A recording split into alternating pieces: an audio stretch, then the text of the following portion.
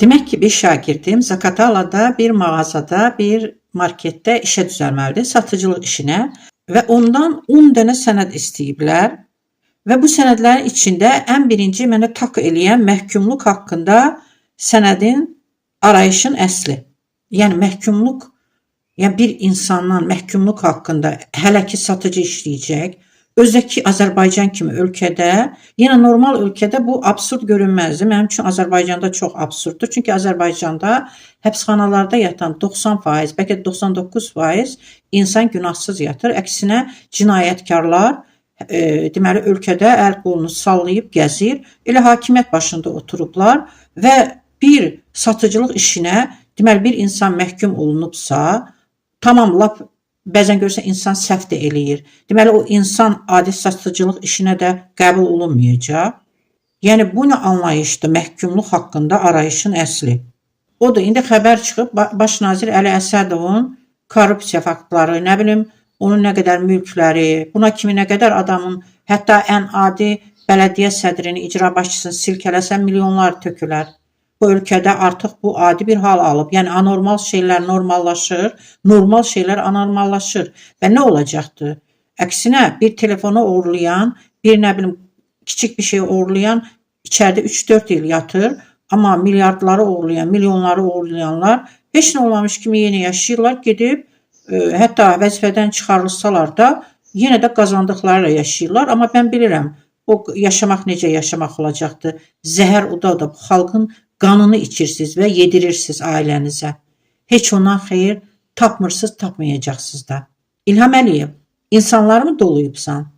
Yəni sən bunu böyük bir şey, fakt kimi ortaya qoyursan, sən bizə ələ salıbsan. Hər dəfə birini Ramiz Mehdiyevin evindən falan çıxdı, indi Əli Əsədovun. Sənin ümumiyyətlə bu ölkədə rüşvət almayan, doğru düzgün qanunlarla işləyən bir məmur varmı? Varmı? Yoxdur. Ola da bilməz. Niyə? Çünki prezident özü rüşvət alır. Ən böyük rüşvətxor başda oturub. Mən bir şirkətin rəhbəriyəmsə, mən bir yerin, mən nazirəmsə, mən rüşvət almasam, kimsənin duxu çatmaz rüşvət almağa. Alsa da nə belə qorxa-qorxa, nəsə kiçik bir miqyasda olar, o da aşkar olunar. Yoxsa bu nədir? Cəmaət nə gündə ölkə, işsizlik, mənim pensiyamı yeyirsiniz, uşaqların uşaq pulunu yeyirsiniz. Utanmadan sonra da bu faktları ortaya qoyursunuz. Sonunda da gülünc vəziyyətdə olan Əliyev səndən tutmuş bütün sənin sistemindir. Amma adi bir satıcıdan məhkumluq haqqında sənəd tələb edirsən. Mən bunu Almaniyada olan qızımdan, kiçik qızımdan soruşdum. Çünki o çox işlərdə işləyib. O deyir ki, elə bir sənəd təklif eləmirlər. Hələ burada nə var? 50-lik şəhid ailəsi köçkünlük, müharibə veteranlığı bağlı ilə sənəd, nikah haqqında şəhadətnamə, övladın doğum haqqında şəhadətnamə və ya şəxsiyyət vəsiqəsi.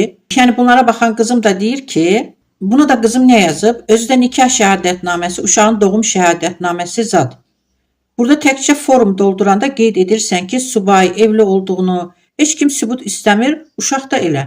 Yəni anket qoyulmalıdır bu suallara. Orada cavab verilməlidir. Daha bu sənədlərin tələb olunması nədir? Əliyev, milyardları, milyonları yiyib cəmaatı nə zulma salırsan? Bax, hər ziyalı, hər görən insan bütün bunları durub desəydi, ictimai rəy yaratsaydı, bəlkə bir şeylər yaranardı məhkumluq. Bu ölkədə hər kəsi məhkum eləyibsən. Sənin ölkəndə qanun işləmir. Sənin ölkəndə insanı duran yerdə şərə böhtana salıb mən özüm neçə dəfə düşmüşəm. Mən keçmədiyim bir şeyi, yaşamadığım bir şeyi deyə bilmərəm. Sənin məhkəmələrin yoxdur. Hakimlər məhkəməyə qədər işi oxumurlar. Məhkəmə başlayıb da hakim gəlib oturub işdən heç xəbəri yoxdur. Məhkəmə hakimləri deyir ki, dəllallara döndəribsən. Vəkillik institutu ümumiyyətlə yoxdur. Utanmırsan? Hələ utanmadan Ramiz Mehdiyev bitmədi. Əli Əsədovun filan qədər milyardları, mülkləri var imiş. Dəhşətdir. Bir satıcıdan məhkumluq haqqında sənəd istəyirsiniz. Demək belə çıxır ki, sənin ölkəndə bir insan günahsız yerə həbs olunacaq, sonra iş də tapmayacaq, heç satıcılıq işi də.